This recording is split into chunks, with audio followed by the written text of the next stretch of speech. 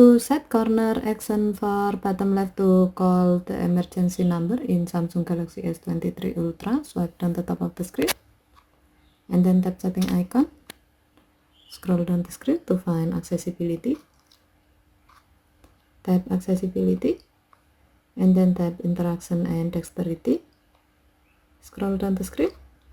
Under mouse and physical keyboard section, tap auto action after pointer stop. Under corner action section, tap bottom left and then tap the gray on off switch next to Emergency SOS to enable this option. When the switch turns blue, it means that this option is on. Next, you can connect a USB or Bluetooth mouse with your phone. Once done connecting, now you can easily call the emergency number you have selected before in the Emergency SOS menu by hovering and stopping your mouse pointer on the bottom left corner of the screen.